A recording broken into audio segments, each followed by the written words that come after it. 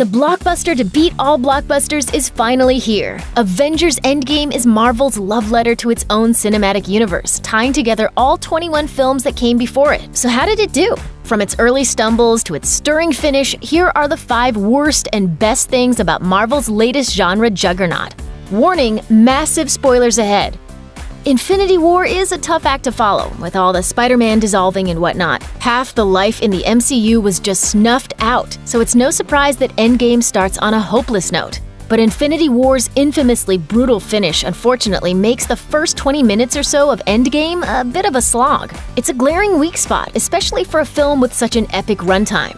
There's a gap between the Hawkeye-centered cold open and the title card in particular that feels stagnant, especially considering the thrill ride to come. Part of the reason for that is trailer fatigue. Marvel did a great job limiting promotional footage mainly to these early moments, but the downside to that is that the start of the film felt like watching the trailers and TV spots all over again, without enough fresh material mixed in to make it feel like the film had properly started.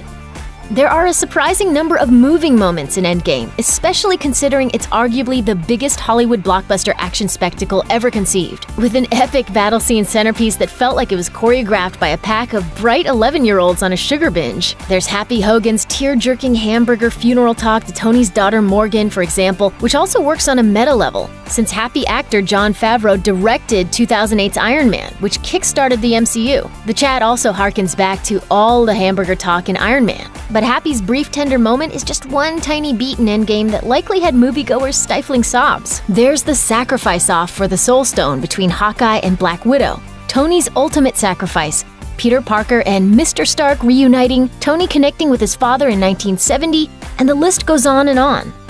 While Endgame certainly feels better paced overall than the occasionally sluggish Infinity War, the numbers don't lie. At just more than 3 hours long, you'll need to prepare accordingly, going easy on the soda and maybe even prepping your posterior with some Doctor Strange-style yoga. As satisfying as it was to spend this long with our favorite MCU heroes, some of these gags could have been saved for the Blu-ray or just left on the cutting room floor.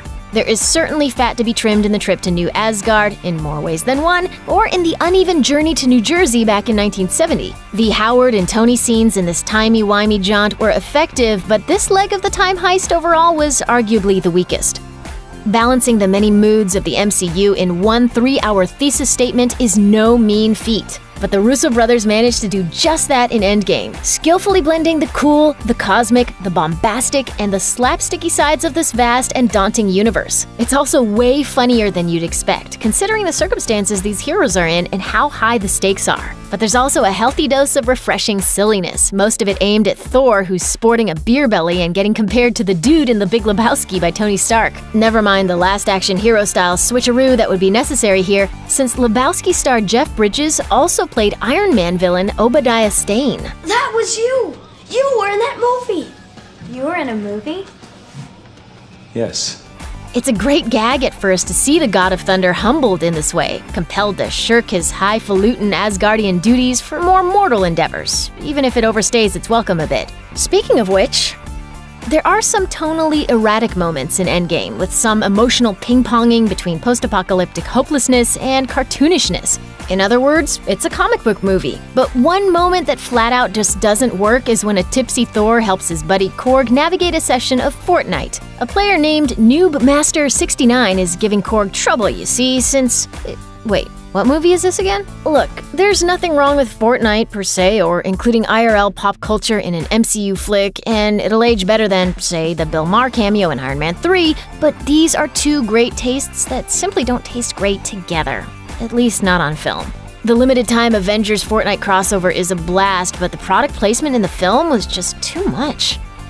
With its trippy and richly rewarding time travel plot, Endgame feels in many ways like a greatest hits supercut of our favorite MCU moments. It's a fitting tribute since it's the last time we'll see this particular cast of heroes together in maybe forever. It also feels a lot like 2012's Avengers, way more than Infinity War did, with the Whedon-esque meta banter about Back to the Future and the practicalities of time travel. There's also an excellent callback to the elevator fight in 2014's Captain America: The Winter Soldier, the welcome return of Tilda Swinton's The Ancient One from Doctor Strange, the instant kill mode introduced in Homecoming finally put to good use by Spider-Man, and so much more. The Fortnite gag felt the most like a weak Saturday Night Live sketch, but the whole what if Thor, but fat subplot was perhaps the most grating aspect of Endgame. There were certainly moments when the silliness served to inject some levity into the famously pompous Asgardian, but didn't Ragnarok do enough to make Thor a winning comic character? Chris Hemsworth is definitely up to the task of playing this kind of broad humor, but it went too far. When Thor was having a panic attack at the sight of his mother, for example, Hemsworth was playing it for laughs, but the scene was really pretty tragic, bordering on PTSD. Thor had been undermined by this point by all the wacky fat guy stuff, plus his character arc was counter to the development he saw in Ragnarok, when he learned there to embrace his role as a leader. But now he's heading into space and bestowing Asgardian leadership to Valkyrie? It's a wacky little twist, made more believable and palatable by Hemsworth's winning performance, but something just feels off about it. Endgame culminates with an extraordinary battle scene featuring an absurd amount of characters clashing on some totally scorched earth. Like a group of excited kids dumped a bucket of Marvel action figures in the dirt and spent the afternoon swooshing them through the air, banging them together until some kind of convoluted resolution was reached. It's kind of perfect. It's an incredible sequence featuring a brain-melting amount of CGI, but that hardly matters when you're caught up in the majesty and brutality of it all. It's a whirlwind of badass character intros, crowd-pleasing triumphs, and a meme-ready scene featuring the most power women in the MCU teaming up for the first time. It's almost too much to take in at once, but nothing in the MCU so far has captured the epic scope of the comics or brought to life what it would really be like if dozens of superpowered folks clashed in such a high-stakes battle. After 11 years and 22 MCU adventures, one of the worst things about Endgame is that it really is living up to the promise of its title. Sure, the MCU will live on via Disney Plus, with several characters top-lining their own shows, and the big-screen MCU machine will grind on, churning out fare that's likely going to be excellent in its own way. But this special blend of characters will probably never again assemble on the big screen. That said, Endgame is an excellent showcase and recap for all that the MCU Infinity Saga had to offer, skillfully blending all the elements that made this decade-plus run so winning into an epic that's ultimately satisfying and hard to quibble with.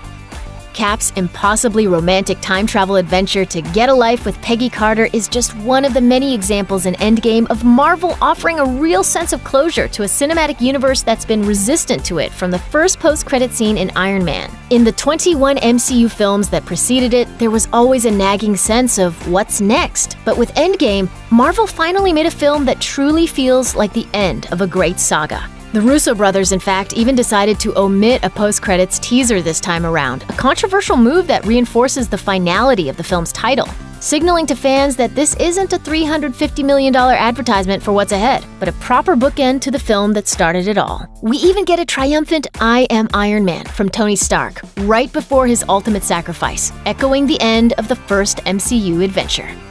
I am Iron Man.